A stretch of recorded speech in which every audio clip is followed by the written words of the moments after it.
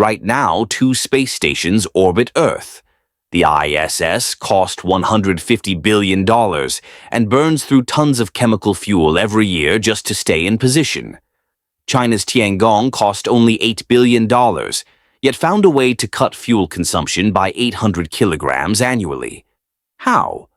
They installed something the ISS has never had: electric thrusters that glow blue and sip power like a laptop instead of gulping propellant like a jet engine. This isn't just about saving fuel. So what makes this technology so groundbreaking that it could change how we build every space station from now on?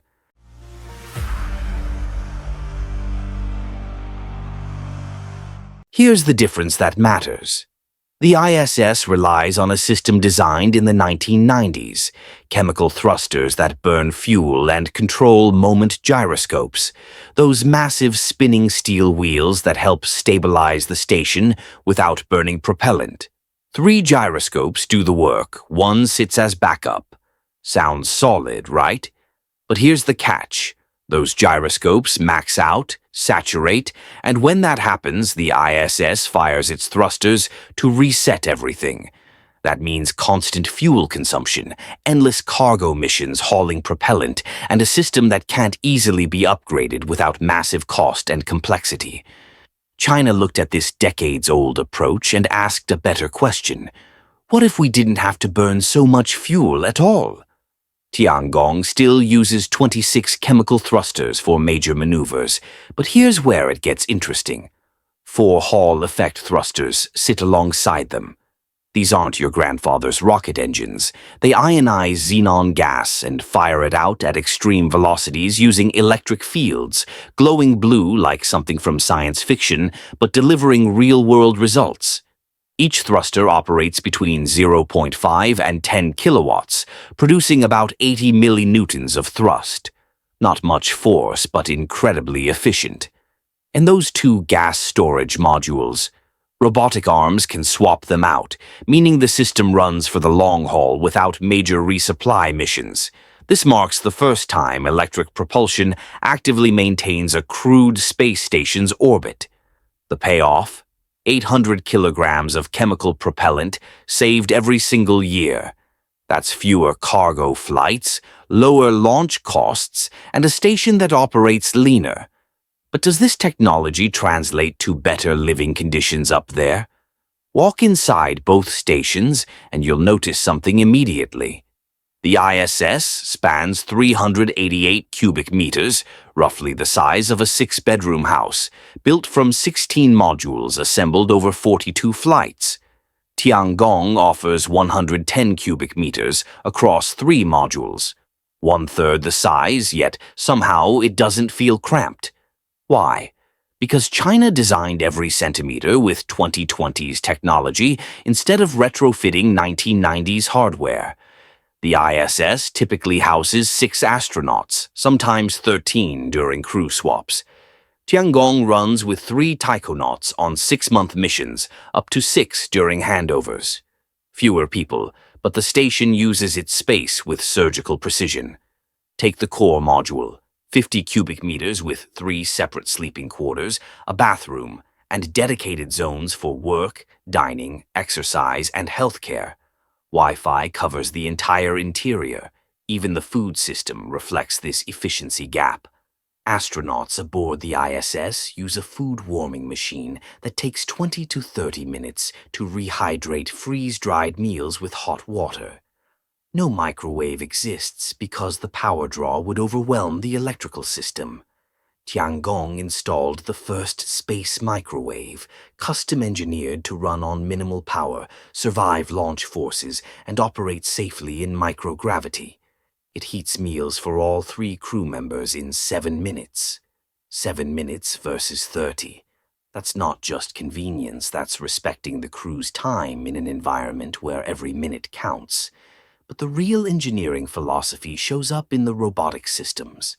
Canadarm2 stands as the ISS's iconic 17-meter robotic arm, instrumental in construction and capturing spacecraft. It's supported by smaller manipulators like Japan's GEM remote manipulator system. One primary arm, limited backup. Tiangong takes the opposite approach. The core module features a 10-meter arm with 25-ton load capacity that crawls across the station's exterior, relocating between attachment points for greater reach. The Wentian laboratory module adds a 5-meter arm that operates independently or works in tandem with the main arm for complex tasks like module relocation and external repairs. If one arm fails, the other takes over. That's not just redundancy, that's design philosophy. Wentian includes an independent control suite, managing life support, power, and communications if core systems fail. Even its airlock serves dual purposes: EVA exit point and emergency shelter. More autonomous AI systems reduce reliance on constant ground control, crucial for future missions where communication delays make real-time support impossible. Power generation reveals another split in design thinking. The ISS generates 84 to 120 kilowatts through massive solar array wings, the largest ever deployed in space, extending 35 meters in length and 12 meters in width. Enough electricity to power over 40 homes, but all that energy creates excess heat that threatens sensitive systems. Radiators shaded from the sun and oriented toward cold space dissipate that heat, but it's a constant battle. Between 2017 and 2021, NASA replaced the original nickel-hydrogen batteries with lithium-ion batteries to power the station during the 35 minutes of darkness in each 90-minute orbit.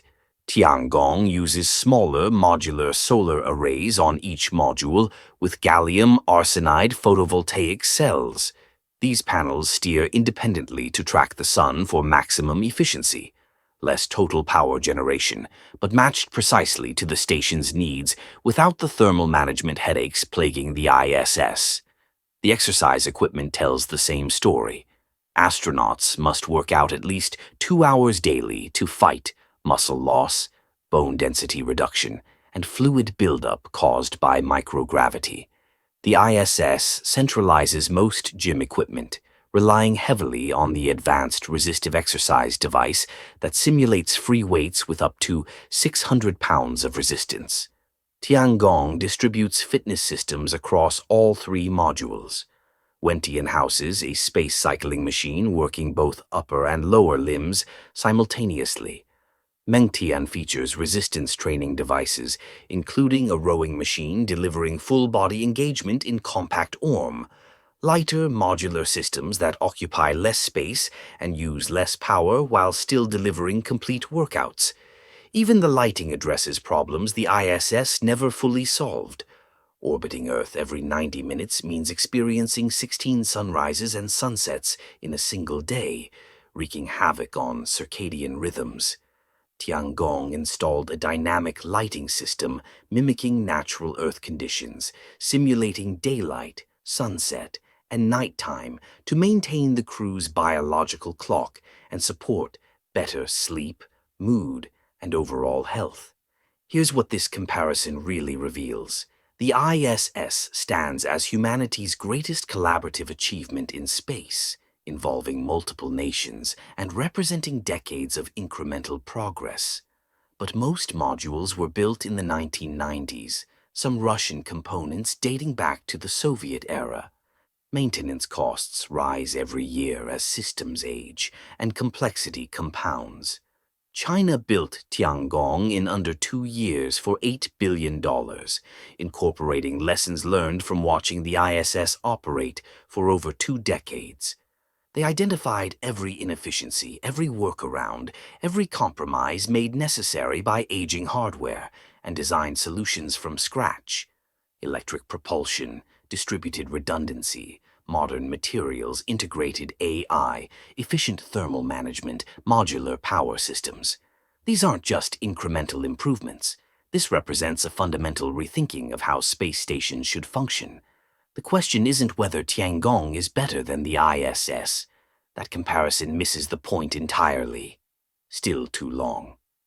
Let me cut more. The real question isn't which station wins. It's what happens when the ISS retires around 2030. The US and its partners spent decades maintaining 1990s technology. China proved modern engineering delivers better results for less cost. Electric thrusters saving 800 kilograms of fuel yearly, redundant robotic systems, dynamic lighting, a functioning microwave. These aren't luxuries, they're what astronauts deserve in 2025. The ISS proved humans can live in space long term, but respect means learning from its limitations to build something better, not clinging to aging infrastructure. NASA's planning next-generation commercial stations.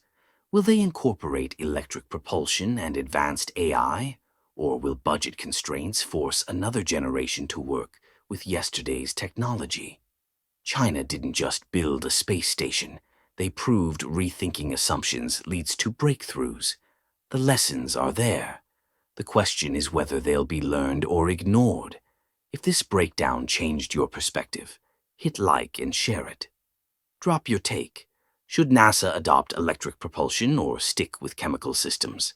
Subscribe to New Space Review for every development in the race to build humanity's next home in orbit.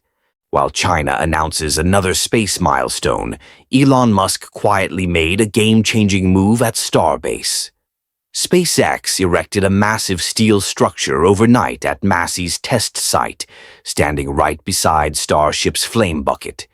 What exactly is this thing, and why build it in complete secrecy? The towering D-shaped frame, vertical gantries, and reinforced sections weren't there 24 hours ago. This could be the key to testing Starship 5 3 months ahead of schedule. But here's the bigger question. What happens when Ship 39 ignites on this mysterious platform?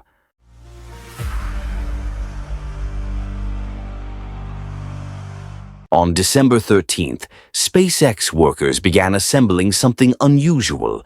The structure rose vertically from Massey's existing test stand, a dense grid of steel members designed for extreme loads. From one angle, it's D-shaped, from another, completely rectangular. This isn't random geometry. Every angle serves a purpose. The frame connects directly to the flame trench support legs, positioned to absorb vibration from Raptor engines, firing at maximum thrust. But here's what caught engineers' attention. The upper section remains incomplete, with mounting points clearly waiting for hardware that hasn't arrived yet.